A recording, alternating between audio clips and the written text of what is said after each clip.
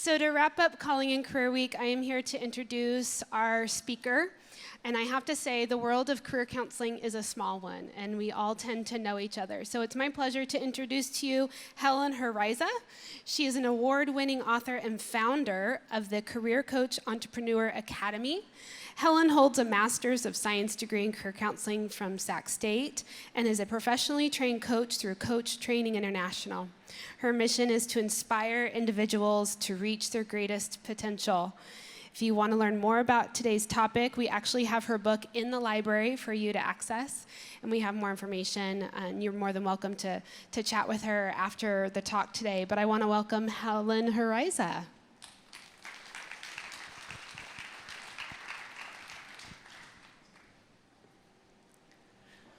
So here's the irony. I have been helping people make career choices and career changes for about 30 years. Thank you. And I did not know what I wanted to do with my life when I was in college. I did not know what I wanted to do with my life after college. I self-designed a major because I couldn't figure out which one to pick. Seriously. So today what I want to share with you is the one thing I wished I had known, I would say even in high school. But this is going to offer you something foundational to think about as you go through your life and make career changes and career choices. And so what I'm presenting today is something called the Elevate Career Cycle Model. And it starts in a place called the crossroad. And the crossroad is that place where you're misaligned, where you don't know what you want, or you don't like what you're doing, or you feel stuck. And that is accompanied by something that your brilliant musicians just talked about, which is anxiety. When we don't know what we want, we don't know where we're going, we don't like where we are, we freak out. And when I was about 24 years old and I ran into this information in a book, at that point in time it was called Career Cycles, it's not in print anymore. It said that when you're in a crossroad, is what I call it, a crossroad, it's natural to feel high anxiety. I was like, oh, thank goodness, I'm not completely weird. And it normalized things enough for me to calm down just enough to start thinking about what I really wanted. Now, what I experienced, I get it that it's not necessarily your experience, but what I experienced when I calmed down into introspection just a little bit was, the truth was, I did know what I wanted to do. I knew what I wanted to do, but I didn't know how to get there. And I didn't have the money to get there. And I didn't, frankly, have the self-confidence to get there. What I wanted to do was become a counselor. And in my mind, counselors, I didn't see that as a particularly stable or well-respected profession. Sorry, I didn't. I have some colleagues here in the room, but I wanted to be able to make a living. I wanted to be able to, to take a vacation every now and again.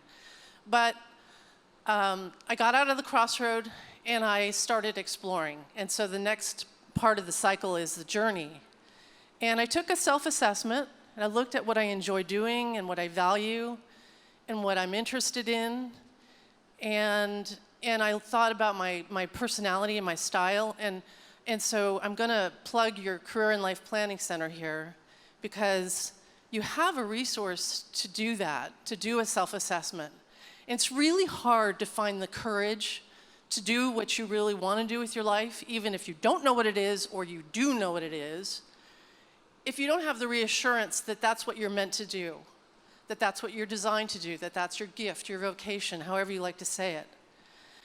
At that point in time, I was 26 years old. I thought I was really old. Please laugh, some of you who know that 26 is not seriously old. And yeah, it's not. And I quit my job in the Silicon Valley where I was single-handedly almost taking a business out of business because I was so bad at what I was doing, so mismatched to that work. They threw a party for me, seriously. Go, be fruitful, somewhere else, all right?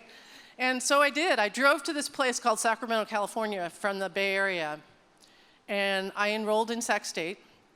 in a counseling program, because that's what I think I'm supposed to do with my life. And for the first time, I felt really good at something. For the first time, I felt like this is who I am. This is what I'm supposed to be doing. And so the journey from the crossroad to the introspection to the journey, I did this thing when I came to Sacramento. I talked to every person who would talk to me who was a career counselor, seriously. I talked to the director at Sac State, I talked to American River College, I went to Sierra College. I talked to everybody. I didn't know I was doing part of the cycle. I was connecting, I was networking, I was getting mentors, I was getting reassurance that this is what I was supposed to do with my life. Mary said this is a small world in the career development field. I probably still mostly know all those people I sat down and talked with when I was in my 20s. And then there's a second point of anxiety, and that's when you commit, the moment of truth. And you will, at some point in time, take a very courageous step. You'll take that first job, you'll move to another state, you'll enroll in a graduate program, you'll take a job as a counselor even though you think it's probably not going to be the best thing for you, but it's who you are.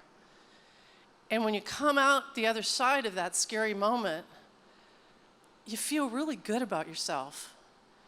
Because we're not designed to sell out. We're not designed to live half our purpose, half our potential. Even if you're not sure, there may be, and for me it definitely was true, there was an inner knowing that I needed to pay attention to. That small, subtle voice that kept saying, yes, Helen, you're a helping professional. Go for it, see what happens. And I'm just gonna tell you, if you are interested in this cycle, it's actually really pretty when you see it in the model. So it's available in lots and lots of places, and you can just ask Mary about that. My book is in your library. This Elevate Career Cycle model, when you look at it, you're gonna really see how it's a platform for you to understand how to go from the crossroad to go through journey, to make that commitment, which is scary, and then to come what we call home. And I know a lot of you know a lot about home and what you want home to look like for you. And I'm really a lucky woman. I've been a career development professional. Call me what you will. Call me a career coach, career counselor, call me anything you want, I'll come. And I've enjoyed it. I've had some ups and downs. I quit my full-time job in 1997, which was a few days ago, and started my own business. And I've been an entrepreneur, and I've been able to do all kinds of crazy things that started out as a career counselor. And so that has been really exciting, and of course there's bad days and good days, but overall it's been a joy. And then the last part of the cycle is evolve. And in evolve, you may hit another crossroad. Darn it. In fact, you will hit another crossroad. And if there's one reason why I'm looking at your beautiful faces today, is to tell you a couple of key things. One, when you're in the crossroad and you're feeling stuck or you're unhappy, you're gonna be anxious. Period, end of story. You are not broken, you are not wrong. Normal, okay? Validation. Second, you're going to go through these phases. Even if you try to find the most secure corner of the world, life will continue to throw you crossroads. And if you could smile and say, oh, hello, thank you very much. Well, really, I'm not so happy you're here, but okay, I get it. I need to make a change. I need to make some choices. I need to go back in self-assessment and go through this process. You're going to have a foundation for maybe the most important thing. And I'm going to break here. Where is this clock? I know you told me, Mary. So how much time do I have left? Huh? Oh, good Lord, I could speak all day. Sorry, I thought I just had 20 minutes. So, what fuels you? How do you get through this? Thanks a lot, Helen. That sounds like a lot of stuff that I need to do in my life. It's like, well, okay, yeah, maybe it is. But what fuels you around the Elevate Career Cycle model is courage. Courage and bravery. And I want to just spend a moment telling you a little bit about how you can harness that. Because everybody says you need to have it. Everybody says you want it. But where is it? Now, I know you have some answers in your mind, but I'm going to offer you the perspective of a 4-year-old. Because 4-year-olds are brilliant. So this is a true story about a little boy named Giovanni. And he is just a kid who's kind of afraid of everything, all right? And he's not a bad kid. You might have been Giovanni. And what's really cool is Giovanni is not Italian. I just want to mention that. Like, who names their kid Giovanni and it's not Italian? But anyway, he's afraid of playing dinosaur with his uncle Jeremiah. He's afraid of lots and lots of things. Good kid, good parents, just afraid. Far and away, the most terrifying thing for Giovanni is to get his hair cut. Hates it. So when his mom takes him to the barber or whatever you're going to call it, he starts to cry, starts to flail, and then of course his sister starts to cry, and everything goes downhill. And so I'm brilliant. This is a guy who actually lives in Rockland. His name is Jeremiah, is the uncle to Giovanni. He sat down with Giovanni one time when his mom wasn't around, and he said, you know, I notice when you're afraid and you're going to go get a haircut, your mom says you don't need to be afraid. You don't need to be afraid. You don't need to be afraid, Giovanni. And Jeremiah said, does that help? No. 4-year-old, right? No. Why doesn't it help? Because I'm afraid. I'm like, right on. Yeah. No, don't worry, Helen. Don't be afraid of standing on the cliff and jumping off. It'll be great. Don't be afraid. And so Jeremiah said to Giovanni, do you know what courage is? 4-year-old. No. He said, courage is something you have inside of you that you can use when you're afraid. Courage is something you have inside of you that you can choose to use when you're afraid. Okay. And life goes on, and several weeks go by, and Jeremiah gets a phone call from his sister, Giovanni's mother. What did you do? It's like, what do you mean? What did you do? We went to go get a haircut today, and I started to tell Giovanni that he didn't need to be afraid. And and we went through the routine, and I waited for him to freak out and, normal business. And Giovanni looked up at his mother and he said, don't worry, Mom. I'm going to use my courage. And he walked into the barber shop. He sat down, got his hair cut, not afraid. Because his uncle had done him the enormous favor of explaining that he had courage.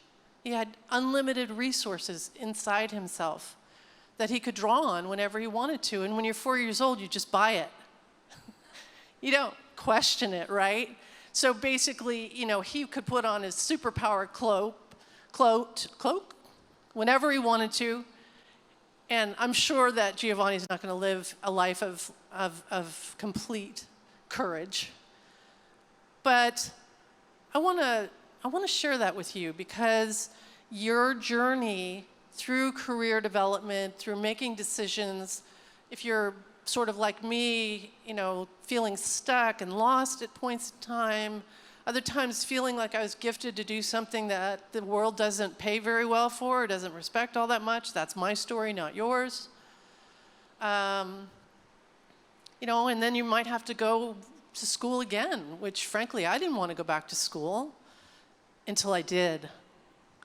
Because when I got into graduate school, I found out I was good at something. I know that sounds a little over the top, but I'm one of those kids that had really extreme learning strengths and really extreme learning difficulties. And so I didn't feel smart, really, until I got to college. And then after that, it was like, well, thank Lord I made it through that. I don't need to go back to school, and I certainly can't afford it.